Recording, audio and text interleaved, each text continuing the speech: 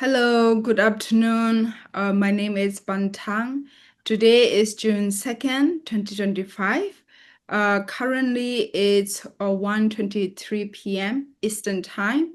I am conducting this interview virtually from New York City. This interview is part of PANAAWTM, which stands for Pacific Asian and North American Asian Women in Theology and Ministry. And this oral history project is called Voices of Resilience. And this project is to celebrate, to honor the co-founders of PANAAWTM and their significant contribution to Asian and Asian American theologies in various fields through their stories and shared through intergenerational oral history and dialogue. We seek to enrich the understanding of Asian American feminist theological thoughts and their contribution to broader theological discourse and feminist practice. And today we are honored to welcome Dr. Kwok, who is joining this conversation from Boston, Massachusetts. Dr. Kwok is a beloved mentor, a teacher, and renowned scholar who has done pioneering work in post-colonial feminist theology, and her contribution to spirituality, and interreligious engagement, post-colonial biblical studies and theory, and her unwavering commitment to uplift women's agency, especially Asian women's agency, and to many women's voices around the world. And to begin our conversation, first we will begin with biography, context, a little bit of upbringing. So welcome, Dr. Kwok. So excited for this conversation, to begin our conversation. First, tell us your name, where and when you were born, a little bit about your childhood that was memorable for you. Thank you very much for having me, Ban. It is good to speak with you. My name is Kwok Pui Lan. I was born in 1952 in the former British colony of Hong Kong. I grew up in a working class family, and when I was a teenager, my neighbor brought me to an Anglican church. That is why I became an Anglican. Thank you. And with you also have, would you like to share a little bit of like what is the meaning of like Kwok Pui Lan? Yes, Kwok, in fact, is a mountain. When I was a student in America, my name was Pui Lan Kwok because I had to follow Western style. Then when I came back as a professor, I decided people needed to learn how my name was rendered in Hong Kong and also in China. So I put Kwok in first. Pui Lan is to wear orchid. I didn't know that it was a tradition for male scholars until I was in high school. My Chinese literature professor said there was a poem very famous in China in which the poet talks about to tie or to wear this orchid as decoration. Now, I did not know how men would wear orchid. Well, later I found out they have this scholar hat, and then they put the orchid there. So my parents, they were not very educated. I don't think that they have chosen that name because of that poet. And so I like this name to wear orchid. Wow. Thank you so much for painting the beautiful picture of the meaning of the name, and to parents too. So thank you for sharing that. And it's also that also led me to how did you get into your field of work? Why or what motivated you? I was very fortunate. because when I was a teenager, the deacon Wang Xinyuan was the vicar of my church, Holy Trinity Church in Kowloon, Hong Kong. Before she was ordained a priest, she became the priest in charge of my church. Later, in 1971, she was ordained as one of the early women priests in the whole worldwide Anglican Communion. She was very encouraging and helping me to assert my own leadership, my own identity. And there was a professor from the Chinese University of Hong Kong, Dr. Philip Shen, in blessed memory, who came to my church and delivered a series of talks on Christian theology. I didn't know that the Christian theological tradition is so broad, so I became very fascinated, and I decided to go to college to pursue theological studies. At that time, I told the bishop I was not thinking about ordination, but the bishop was very kind and told me it's fine. And so I started when I was only 19 years old, studying theology, reading the work of Calvert, Schleiermacher, and Paul Tillich. Wow. Um, that also kind of like make me curious. You also mentioned about this Anglican female priest. Can you say her name again? Yes, her name is Wang Xianyuan. Wang In Xin. Cantonese, it is Wang Xinwan. And Yes. she later became a canon of the church. So she is Reverend Canon Jane Wang Xinyuan. Yes. So you also mentioned the female deacon Wang Xinyan and also Yes, this is her name, yes. Mhm. Chinese professor as well. Was there someone would you it's not just like one person, right? So who are like formative in your life journey. Would you like to say a little bit of like was it someone or more than as you pointed the race is more than just one person, like the neighbor who brought to the Anglican. Yes. Would you share? And when I was in college studying theology, all the professors were male, and many of them were missionaries from Canada, from the United States, and Australia. I still remember it was Dr. Raymond Whitehead, who at that time was a doctoral student at Union Theological Seminary, who introduced me and my classmates to feminist theology. So I was reading Rose Redford Luther, Mary Daly, and Naomi Goldenberg during that time. Later, when I met with them in the United States, they were all amazed that I was reading their work while I was a student in Hong Kong. Wow, it's like a small circle, Yes, and you also now teach. In the past too, you also taught at Union, and now also you're also teaching in the Union, and yeah, it's such a small circle, and it's the interconnected people, and also people who have already come before, who have wrote like through theological voices. That's also kind of like formative in the life journey. And it also uh, led me to the next question that is also you really really practice and taught about spirituality as well, so can you describe like your spirituality and or like religious affiliations or commitments? I have been an Anglican now for more than 60 years. So obviously, I like the Anglican worship because, unlike the Lutherans or the Reformed tradition, Anglican does not have a set of beliefs or confessions we all need to abide by. We had the 39 articles, but this was not something that all Anglicans needed to believe in. So, what unites us is worship or the Anglican spirituality, which is very broad. I also grew up in a non-Christian family because except my elder sister and I, at that time, my family members were not Christian.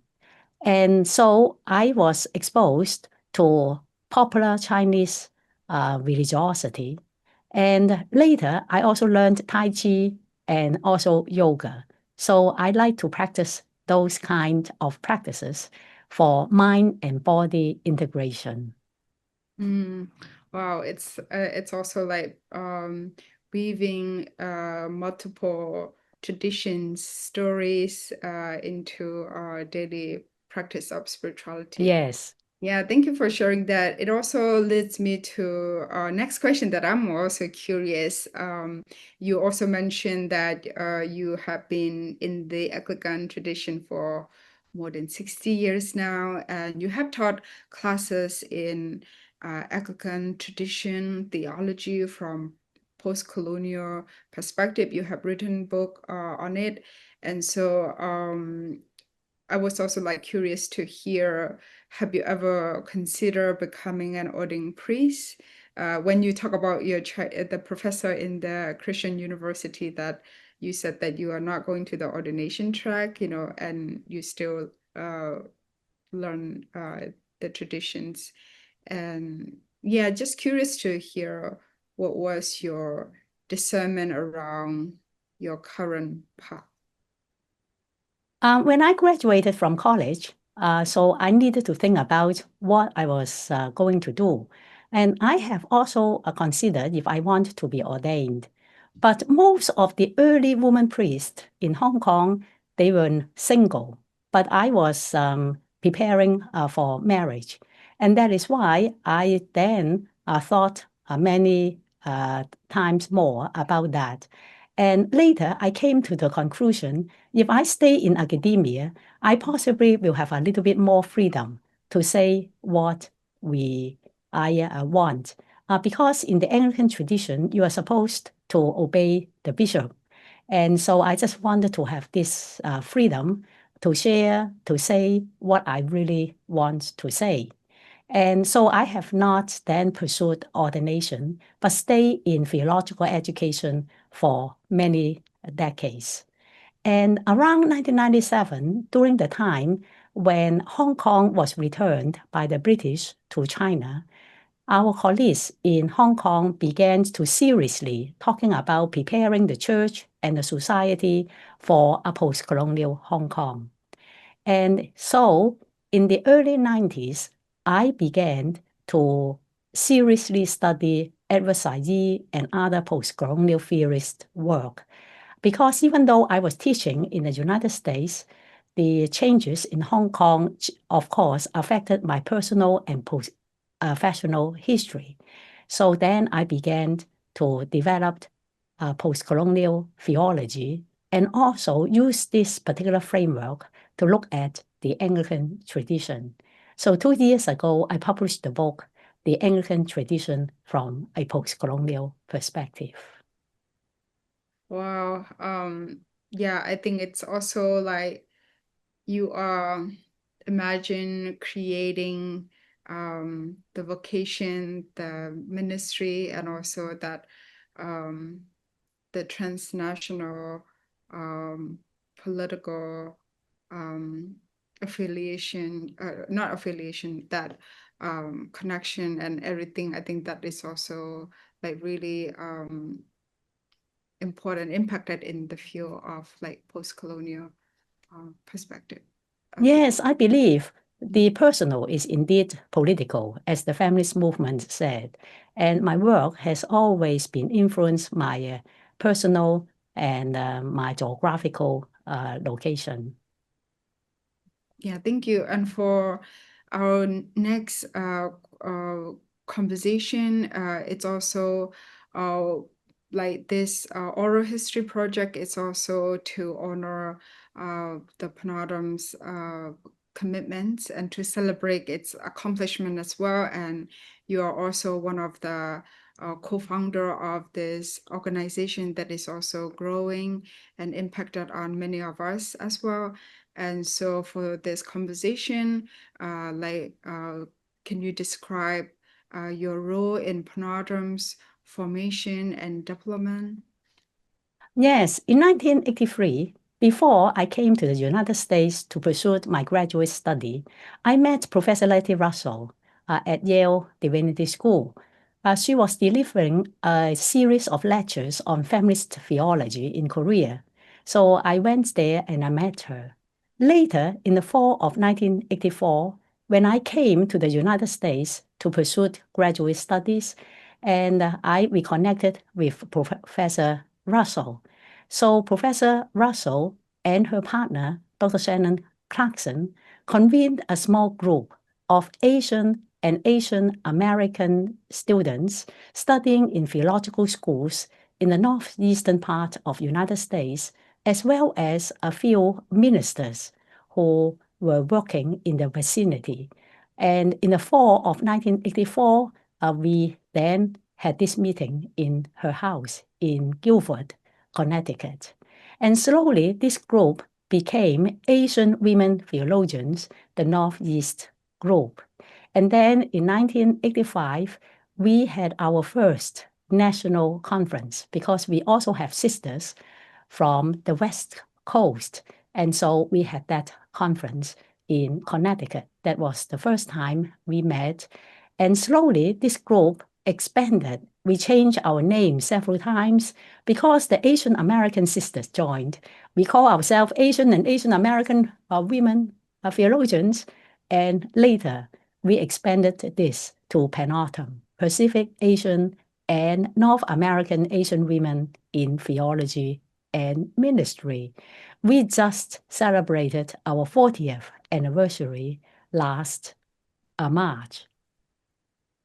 Yeah, thank you. It's like it's like keep expanding and Yes. it's expensive. It's so expensive. I remember this past conference, the opening conversation panel was also about how to expand the PANAAWTM, especially the category of women. You know, it's like to honor like women's space in theology voice, and also how to how to make it expensive that also welcome for trans people as well, you know, and because they're also a lot in PANAAWTM, they're trans folk, they also joy and then, you know, came and really raising the important questions. And so it's also like the PANAAWTM, the name and the movement, it's like it's expanding, it's keep expanding. And also you also mentioned about the race of the earliest formation, Dr. Lady Russell, you know, she's also such a formative figure in this PANAAWTM movement as well. And so in the earlier life of now it's like 40 years. So earlier life of PANAAWTM, you know, can you share about your first like cherished memory or memory that has been meaningful stories of PANAAWTM? Yes, there was one early conference that took place in Stony Point Center in New York. And the last night of PANAAWTM, we always had cultural light. So that event was memorable because I recall that there was a Thai student who was dancing this very gentle movement of this Thai dance. And afterwards, we had Rita Nakashima Brock and other Asian American sisters who said that they would dance in a different move. And so they have this rock music and then they move their bodies. And then I became aware, wow, embodiment matters. They dance in a different move. And so I became even more aware of the diversity among us. From outside, we may look similar, but because of our upbringing and our cultures, and we move our body differently, dance differently, sing songs in different ways. And so it was very eye-opening. I began to pay more attention to the diversity and wrote one of the early essays to talk about the differences of our concerns. among Asian and Asian American women in theology and ministry. Wow. Thank you for painting that complexity of identity, from the outside, or the category that have been given to us is like Asian, then it has to look certain way, there's like stereotypical. And I think that the way you mentioned about memorable event it's like body, it's like the way we move is such a so complex, that the so diverse, and it kind of like highlight that complexity and the diversity and inner complexity, the inner diversity that is within us and within or the creature as well. So I think that painting complexity of who is or how we understand Asian or Asian American experience. And it's also curious to hear, like, can you describe collaborative experience in PANAAWTM that has been particularly like meaningful to you? Can you describe that a little bit? Most of our work are very collaborative because we do not have a paid staff. We all rely on volunteer work. So, for example, we collaborated on a very small volume that is talking about pedagogy. And then later, I, together with three other female colleagues in PANAAWTM, co-edited this book, Off the Menu. This is the first book that talks about Asian and Asian American theology, ethics, and our concerns. And this kind of collaborative work helps us to have very diverse voices and to learn how to work together across difference. Later, obviously, we have other anthologies. And also in planning for our annual meetings, we rely on local groups. And several times we had the conference in Boston. So the Boston local groups will then work together to plan for the annual conference. Yeah, the Up the Menu is also such a like a textbook, it's like the job, yeah, diverse voice, like theology, ethics, like spirituality, or interreligious, it's like it's like a Up the Menu of Yes. logical voices. It's such a important and uh, contribution to, even like for younger generation to me, or who are latecomer to the US, and then to study, to read the text, like theology texts, that in the course like syllabus, like most of the required readings are also like European meal, or like Portele, Kabar, those are always that require, which is also, it's important to engage, but at the same time, I think like what would look different, like if this kind of like book off the menu, like uh, uh, would be like also in the required book, So I think now I also we are also in a place where it's like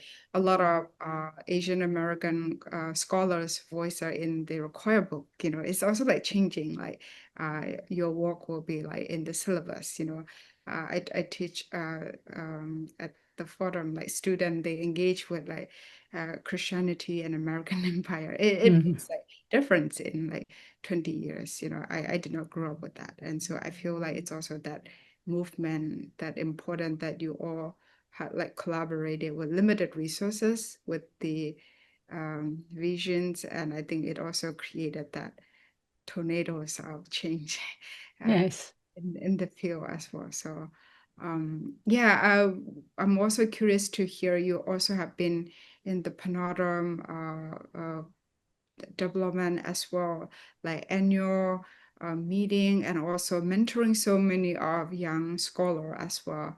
And so what are some challenges you experience as a leader in PANAAWTM? What have been opportunities or key learnings? Just like many other women's groups, the challenges will be how to pass on to the next generation. We are telling ourselves we have 3 generations of PANAAWTM now, my generation, and then the generation they're in their 50s or 60s, and then now we have upcoming generation like people like you and others in your generation. So how can we pass our baton from one generation to another? And that is always a challenge for women's group without much resources. Fortunately, as we expanded our work, we were supported by a number of foundations and to allow us to build up our institutional infrastructure. And there are a lot of opportunities because when we started, there were so few of us. Now our number has increased and grown. And we have people doing all these different kinds of work, not only in academia, but in churches and also in NGOs. I think the future is very bright for Asian and Asian American women in theology. Yeah. It's also so true. The recent conference, PANAAWTM conference, is also there's some international student. How this space has been so meaningful and to be seen and to talk about what matters for international student experience as well in this space. So some of students, they're also like asking, oh, what would be PANAAWTM look like in India or in Burma once, because international student, some continue to study, but some will go back, so it's like there is virtual conference as well, PANAAWTM, but then also like they also like there's a hunger for like, oh, what does it look like? And so they're also like thinking conversation how to like even expand to like different like local groups or to meet up, so I think it's like really that opportunities and so much of that possibilities it's arising as well. And so with that, it's also how it's also with the connected with the how the future has like possibility. And so do you also see like PANAAWTMs, how do you see PANAAWTM changing in this generations, in like the third generations, that's yeah. Yes, in my generation, we were very busy looking at our historical archives. For example, I wrote my dissertation on Chinese women and Christianity, and other colleagues, they were looking at Filipino women's history or Korean women's theology.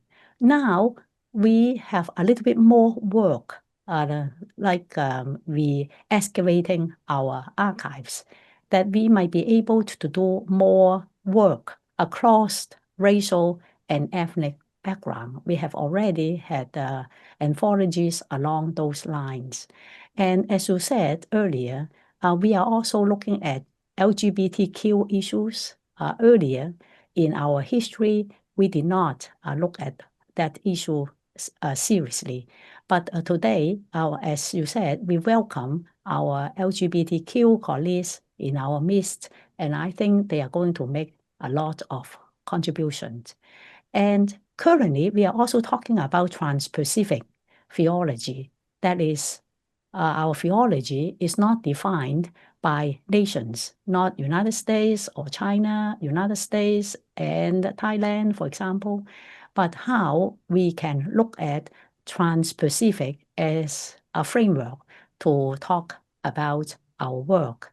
I just came back last week from the annual meeting of the Asian Theological Institute.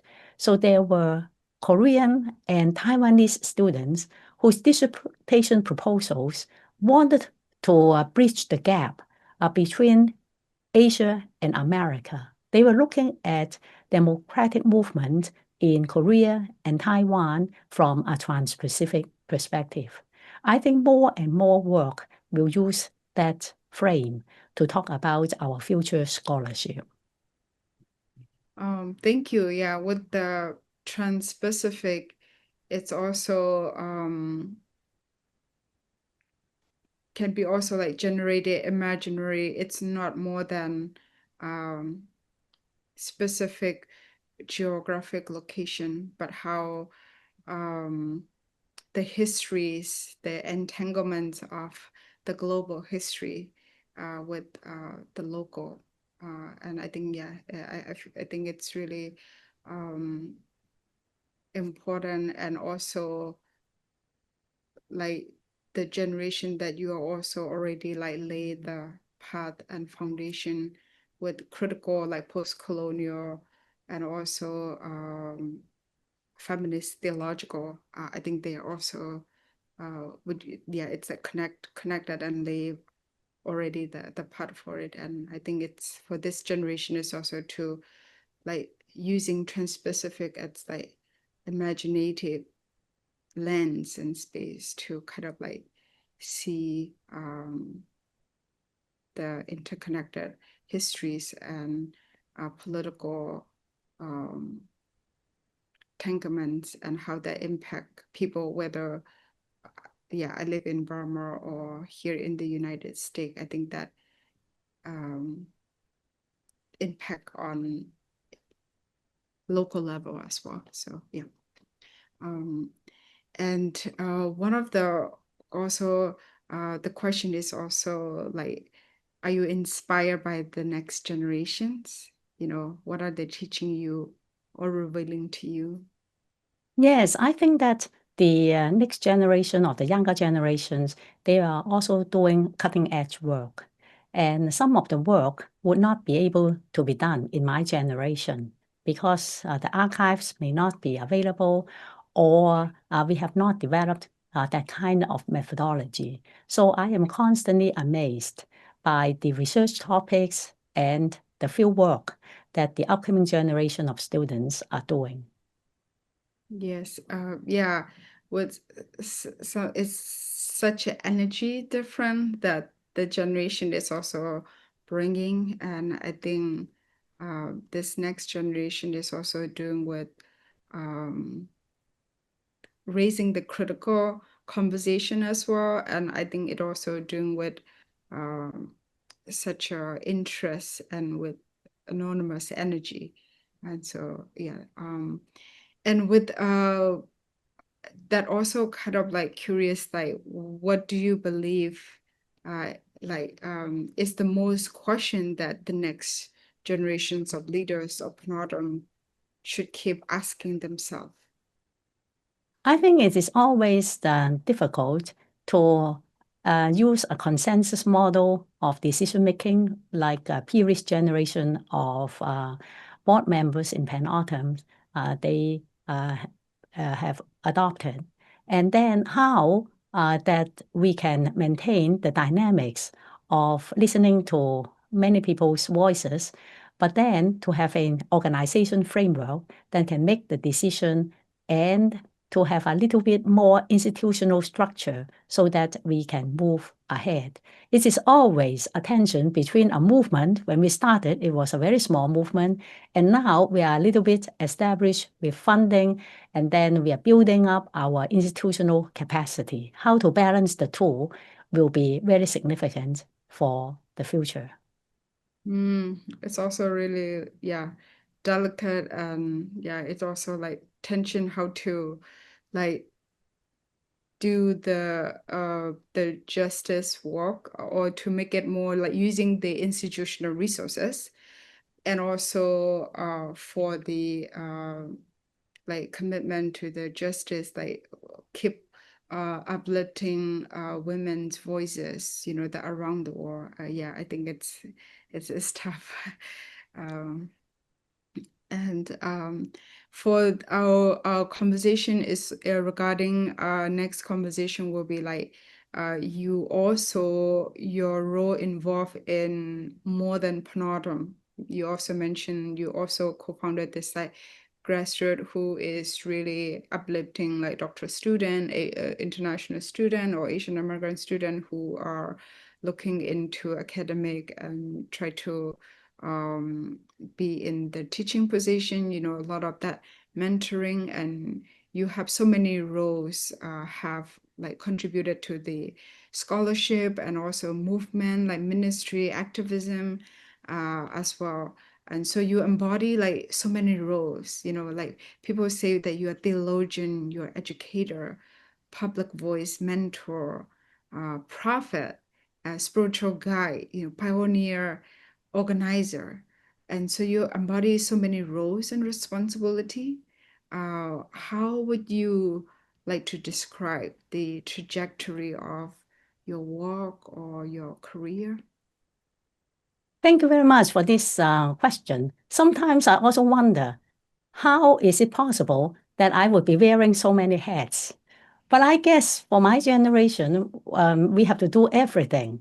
Many of you, of course, know, for people of my generation, we did not have professors who look like us. So either we learn it from the white or the black scholars. Because the Hispanic and Latino scholars, they came also later to the theological scene in the United States. And because we were not having the mentoring that we hope we will have. So when we began PANAAWTM and then later as professors, faculty, and we wanted to help the next generation of students. So we began the doctoral seminar. I still remember the first one was at Canterbury School of Theology at Emory University. And so later, we have doctoral seminar in our annual meetings. Slowly, the doctoral students, they had jobs. So we began to have the junior faculty mentoring, and not everyone would be going into teaching.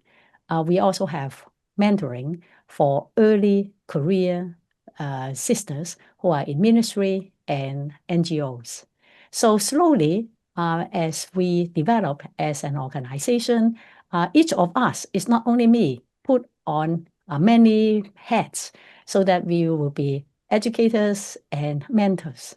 We also know that sometimes just an encouraging word or put someone in touch with another colleague who will be helpful for them will open a lot of doors and boost the confidence. That is why I have been doing the kind of work, writing, research, teaching, and also mentoring, especially Asian and Asian American women. But it is not only women. I also mentor a lot of men in my career too. Yeah, thank you for mentioning that too. That mentoring is also not just like women, and also like men who are also looking into so much of like vocational role, you know, discernment around it. And yeah, I also like in my experience too, like you helped me become a writer, you know, when I think intro to systematic theology is like the first time I took like theology class in at EDS. And I remember my first paper is about land as a creation. And so I feel like that even dissertation now I'm also talking about land, but I feel like that time is also like it's like slowly, it's like a very baby step. But I feel like you really constructively mentor, like writing, oh, Ban, use the Grammarly, you know, before you. Mm-hmm. And so I'm still using it. And so I think, yeah, you have mentor like very intentionally and even to introduce us to the PANAAWTM, you know, it's like always like inviting people, as you said, like connecting one person to the other or one person to a community. It really uh, like change the dynamic and also what are the possibility and also how to kind of participate it in the larger movement as well, you know, not just like solo project in here. So I think it's like thank you so much for that mentorship, intentional, yeah, helping me to become a writer as well, to discover the writer self. I think that is really um, yeah, enormous gift of the mentoring as well. And I would think that a lot of people will also agree with that. Um, and also curious to hear, can you share a little bit about your turning point that helped you evolve, shape in your theology or post-colonial feminist theological imagination? When I was in college in the 70s, and you might recall, many parts of Asia had many students and people's protests and movements. For example, we had Minjung theology in Korea, homeland theology in Taiwan, and the theology of struggle from the Philippines.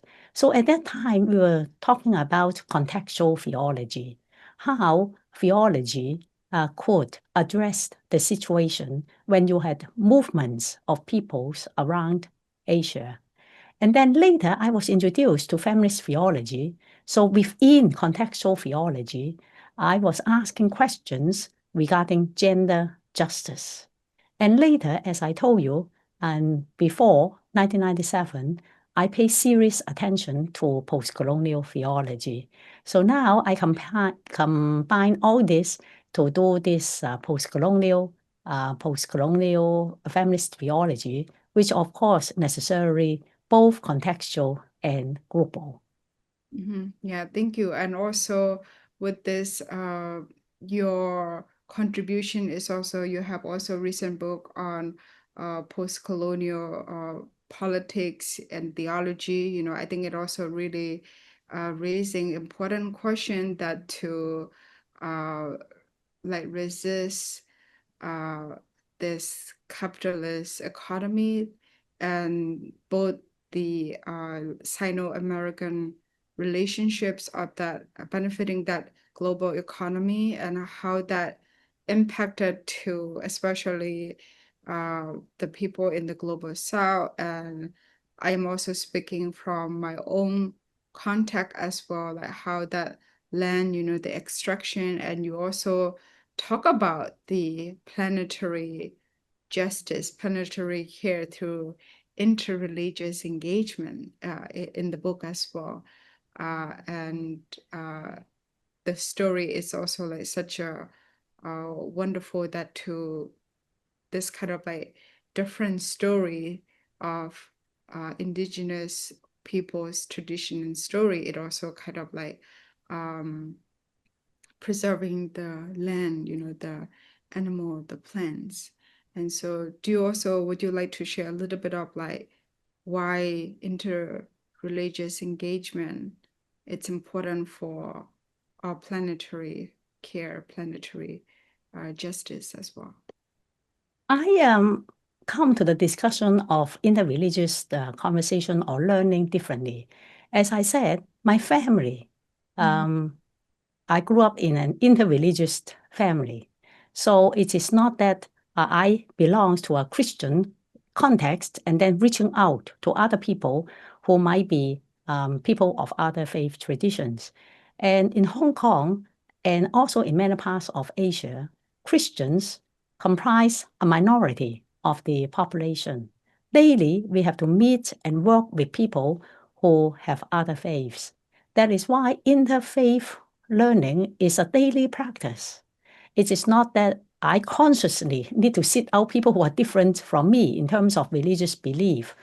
And so it is also important to recognize sometimes religion plays a very important role in either inciting conflicts or providing tools for reconciliation. So how can religious actors play a more positive role in a world that is deeply divided and fragmented? I am also trying to write a theology that is a post-colonial planetary theology because, as you said, I am paying attention to climate justice and the climate change. And I want to offer a post-colonial planetary, a theology that is not only for human beings, but for other species as well. Wow, I cannot wait to receive that gift that you are preparing right now. And yeah, the interreligious as a daily living, daily task, not just like engage in dialogue, which is also important, but I think how to live daily. I think that is also to keep thinking, and it's more challenging, and how do we live to the fullest, and also to bringing this kind of like multiple story and traditions that inform us who we are. And so if we just limit it from one angle and then engage into like interreligious engagement as a conversation or performance, or I think it's still limiting. And that daily living, I think that is so radical, and I think it's also so important. And thank you for painting that picture as well. And one of the thing that I would like to hear is also like, what changes have you observed, noticed in theological and religious field? How do you envision the field changing and evolving? Yes, I have been teaching theology for nearly 4 decades, both in Hong Kong and in the United States. How we define theology has changed so much. When we began, when you say systematic theology, you have a set pattern. You talk about methodology, you talk about the sources, and then you talk about creation, anthropology, and ecclesiology, the church, and the eschatology. But today, theology can be done in so many different ways. We can look at it from a racial point of view. We can look at theology from the LGBT perspective, opening up the rigid setting of systematic theology to all the different kinds of inquiry. So this year is the anniversary year of the Nicene Creed, for example, 325. And I have been listening to how scholars unpacked the Nicene Council and also talk about the significance of that creed in determining what we believe. So we are bringing a lot of new questions to the field of theology, making it much more exciting. And it is not just using Western categories to talk about theology. For example, your professor, Dr. John Bartholomew at Union Theological Seminary, have been talking about a comparative theology that is using categories from Christian, Buddhist, and Hindu backgrounds to reconstruct Trinity. So those are new inquiries and new possibilities in my field. Thank you. It's also like how we cultivate to love, to learn different traditions, and also what matter the questions, like always like existential questions that arising in the current conditions. And so to really engage like traditions with those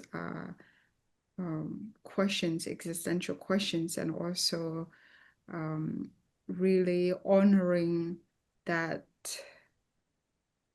multiplicity that is also divine life. And I think that it's happening in the theological fields, and raising important questions and pushing the traditions as well. Yeah, still grounded in the tradition, but also what this tradition means for me today, or for us today. And this is also like really curious. You recently started a podcast, which is like so wonderful. I've listened to different people, scholars from those are also like ethicists, like interreligious, and so it's like really wonderful contribution to the listener as well. And so this like cock and roll, and you created a podcast. I'm curious to hear what inspires you to choose like oratory, or what is significant about oratory that is different from writing. Because you're a prolific writer, there are a lot of books and also recording as well. And so I'm curious to hear what inspired to choose oratory. Over the years, I have been interviewed by other podcasters, but I did not think that I should start one. But then, with the inauguration of President Donald Trump, I thought that as a post-colonial theologian, I really need to intervene in the public arena even more, because a lot of the stuff on the internet, they were, of course, reflecting very right-wing Christian point of view. And that is why I decided to start Kwok and Roll, my podcast, and also my Substack, to sometimes think about my own reflection on what is happening in the United States and the world. And I also use the podcast to interview my friends, colleagues, and collaborators. I think progressive Christians and the people of faith, they have much to say to the situation of today. Sometimes I wonder, why didn't the Church of Theologians in Nazi Germany speak loudly about the situation? So I didn't want that when my grandkids, one is 12, one is 10, when they grew up, and then they ask grandma, what did your generation do when President Donald Trump was the president, deporting the immigrants and also imposing tariff and changing the world order? And I want to have something to say. And then I said, see, we didn't keep silent. I started this podcast and invite my friends and colleagues to join me to share their resilience, their political analysis, and their theological reflection. So I have enjoyed the conversation very much. Yeah, thank you for sharing such a moving, powerful story behind starting the podcast as well. And I think that is so important for me also to reflect, like as you say, in the media, it's also so much of right wing or like news that are inaccurate. But I think this current time is also like that technology like algorithm. If I like click, then it's like if I like click Kwok and Roll, then it will show like More people will know about it. more of like that this kind of like platform, or like if I subscribe to Kwok and Roll, then it'll be like, oh, there's like uh a post in Kwok and Roll, or so there's like that algorithm also do the work too. And I think a lot of more theologian or like fake leader, I think it's also so important to kind of like that engage in this like media platform where it's like dominated by this kind of like new that are not healing, that are more driven by fear and hate. And so I feel like it's such a gift of healing that you are doing with this, bringing scholars from different fields and different place, and to offer people can just listen while they are going for the training or cooking. Or I think it's such a healing gift. So it's really appreciated, and sharing that story behind to show up for grandkids, how it will look like the next generation to show up and to speak up and to share this like healing story. There's so much of that alternative voice, and it's just like here, so that the people who listen can listen and discern and make a better choice next time, or this time actually. um and so also always like curious question is like, you write a lot, and you also do the podcast, you're also like theologian, you have so much of like responsibility and roles, and you are also a public scholar. And when I think about all these roles and responsibility, and as our earlier conversation, like wearing many hats, right, for many years. And so where does your dedication come from? Or how do you sustain this like lifelong dedication? I think that it was in grad school that I developed this intellectual curiosity. So I'm very curious about many things. I attended AR, not only the in-person, but also the online session to learn more things that I might have overlooked. And not only that, I also think that with writing or podcasts, I can reach a larger audience and exert more influence. I am committed to writing. It was because early on, I had a small piece that is called God Weeps with Our Pain that I contributed to a small publication. And then later, I received something in the mail. It was a bulletin from a grassroots organization in the Philippines because they reprinted that article in that bulletin. Then it told me, wow, my words reached more people than I could have imagined. And then they found it useful. So then I know that if I keep on writing, then I can reach more people, maybe change people's mind.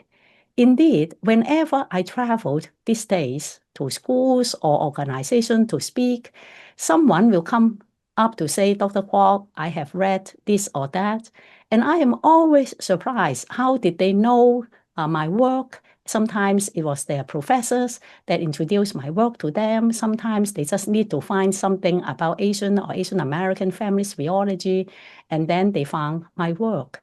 And many have told me very generously how I have impacted them in their theological thinking. So then I kept on doing the kind of work that I think will be needed. And when I see that my work serve particular needs, then I am motivated to continue to do the kind of work that I have been doing. Wow.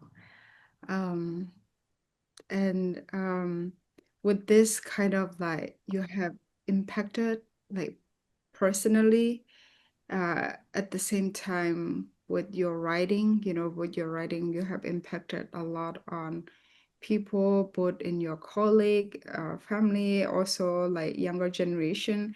And so there's a lot of that you have impacted with your scholarships and your mentors. So the question is also like, what would you like to be remembered by those you have impacted in your field? I don't know how we are going to control how people are going to remember me, but I think I am a very passionate person. When I do the kind of work, I have a lot of passion. For example, if I like writing, I really like writing. Last year, I took up water aerobics, so I like that too. And so I think, I hope that people remember I really love living. And I hope living to the fullest. And whether it's writing, mentoring, doing water aerobics, or yoga, I have all the passion in the things that I do. And I really enjoy life. Thank you for, sharing this, beautiful, um, it's very hard to say how people will remember us, but also, to live to the fullest. And as you also said, you also started the podcast with this like story behind it, the reason behind it as well. And so what would you say, like, what would you like to impart, especially like in this moment of history, for people who are listening this conversation? Yes, I think democracy is rather fragile. Now we can see the populist movements are popped up not only in the United States, but in other parts of the world. We sometimes forget democracy needs a lot of hard work. Each of us as citizens in whether United States or in other nations, need to protect democracy and human rights through our ability, whether it's in teaching, in writing, or in speaking publicly. Because if we do not fight for democracy, other people will usher power and then destroy the fabrics of democratic institutions. And then we'll regret it after democracy or human rights will not be honored. Yeah, with democracy is so fragile, and also even how to cultivate a democracy, as you said earlier, post-colonial planetary, like how do we cultivate a democracy, not just for us, that they're like human being, but also a democracy of art, like for all the living, because we also live with such an interconnected lives. And so far the way democracy or in the history of order, that it's like really destroying the land, and also people who are the most marginalized and vulnerable. And I think that we continue to wrestle with what does it look like democracy for all the creatures, for all the living beings, so that we can coexist, live together, and also like mutually flourishing, not just like one group or one race or is dominating, but how to imagine like mutually flourishing democracy. And so I think I hope we continue to wrestle with that. And we are coming to our closing conversation. And is there anything else that you would like to add, or any questions I should be asking but didn't? Yes, the final thought, I want to talk about hope, because there are people who asked me and others, where can we find hope in this disturbing and challenging time? For me, I think hope is not something like a dream or our vision. Hope must be practiced in community, and hope must be also a daily practice. We need to learn from indigenous people, racial minorities, how their communities have overcome such tragedy, genocide, and racism, slavery, and what are those practices, cultural and religious, that will help to sustain the struggle for a long, long time. I also come from a Chinese background, and because we have such a long history, I know that changes are not going to come by just like this.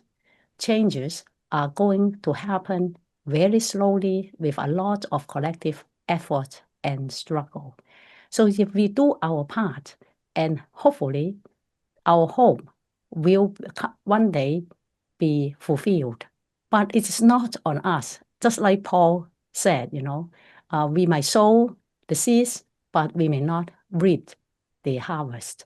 But each of us needs to do our part. And together, we hope to bring the kingdom of God on earth. Thank you very much. Thank you so much for participation in this conversation. Thank you for sharing and inviting us to listen to your stories and memory. Thank you.